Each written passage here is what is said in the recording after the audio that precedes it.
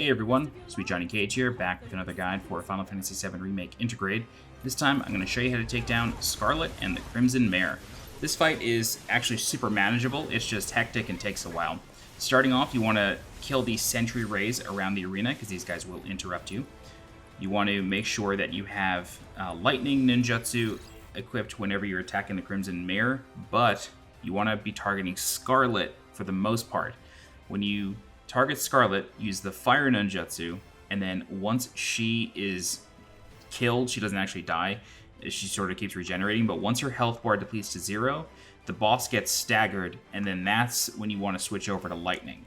So, again, equip Fire Ninjutsu when attacking Scarlet, and then Lightning Ninjutsu when you are attacking the Crimson Mare. And that's kind of the general strategy for this entire fight. It doesn't get much more complicated than that. Like I said, it just takes a little while.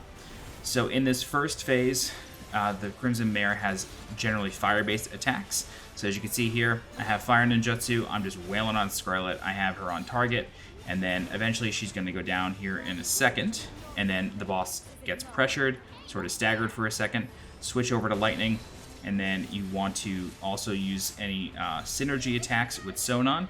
I recommend using Windstorm. This builds the pressure meter pretty high and deals decent damage. It's not lightning, but that's okay, it is wind. But then eventually Scarlet will sort of come back to life, regain consciousness, whatever, however you want to explain it with a lore reason, and then the fight starts again. So in phase 2 here, we get some sentry launchers in the balconies. Just do the same thing, use your ninjutsu to destroy those. There's a few of them around the arena, and then once they're all gone, you can go back and focus on Scarlet. But the camera sort of betrayed me there. There was one left alive, even though it only had one hit left. The camera sort of targeted another one, so I originally thought that it was already dead. Either way, once all the sentry guns are down, go ahead and focus on Scarlet with Fire Ninjutsu. I do have the Restore materia linked with Magnify, and this allows me to do an AoE heal. So that's really the only important materia set up here for this fight. You can avoid these bullet barrages by staying at a distance and just sort of running to the side or dodging to the side. But again, Scarlet goes down, use your synergized Windstorm to build that pressure meter really high, and then switch over to Lightning Ninjutsu, and then go nuts on Scarlet. Alright, so this is the next phase. The mech now has different weapons, and these are sort of like ruby ray sort of things. I don't believe they're elemental, I could be wrong. But you are now able to target the makocannons. So you want to take those out because they do a ton of damage really fast, and they just sort of alternate firing. As you can see here, it deals a ton of damage. So you can sort of do the same thing you were doing. You can target Scarlet with Fire Ninjutsu, but because the makocannons deal so much damage so fast, I actually recommend taking those out first. And you can use your Lightning Banish attack to sort of do a lot of AoE there. So that allows you to take out the makocannons relatively quickly. And then once the boss is sort of stunned after running into the wall, you can finish off the other makocannon if you need to. But if you don't, switch over to Fire Ninjutsu and then start attacking Scarlet again. So we're about halfway through this fight. There are going to be a couple more equipment changes, if you will. But once she sort of had enough of you, she will jump back up here and change weapons again.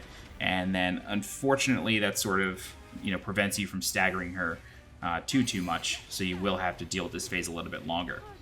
But now she comes down with a sword and board, and then it is time to deal with these little sub-weapons here.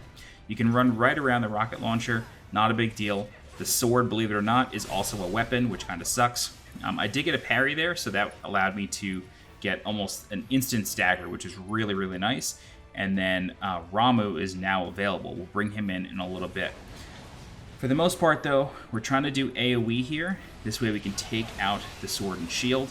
As you can see there, the synergized Windstorm did quite a lot, which was really, really helpful. But I do have Lightning Ninjutsu here now.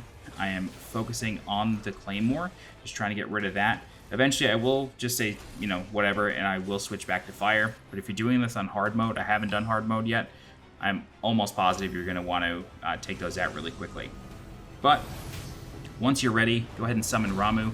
He will last pretty much the entire fight. He's really, really useful here, especially with his lightning-based attacks. Like I said in the previous boss guide, he just sort of owns this DLC and is just so, so strong against basically everything. I do recommend casting Circuitous Bolt. I think I'm pronouncing that correctly. This is his rotating AoE spell, and then this will constantly damage the Claymore and the shield and break those without you having to, worry too much about it. I do have a limit break here that we'll use in a little bit. Yep, right now. Go ahead and cast this on the Crimson Mare. Don't even worry about Scarlet. It's just a waste if you use it on her, because it'll basically one-shot her, which can be helpful, but you are really trying to take down the mech, not Scarlet. So just use your Fire Ninjutsu on Scarlet, let the Fire Ninjutsu take care of it, and then use any sort of AoE or any sort of big attack on the mech itself, not Scarlet. Big attacks on Scarlet are a waste. Alright, so this is the final sort of phase here. And as you can see, Ramu is just past halfway done.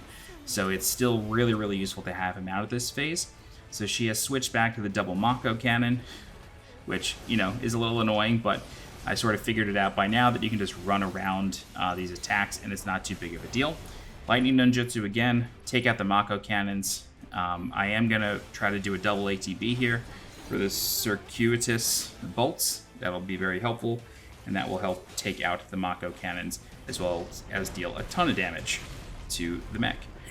This is the final attack here. This is going to deal more or less the rest of the health of the boss, and then we're just going to do a couple more attacks, a synergy attack, to take it out.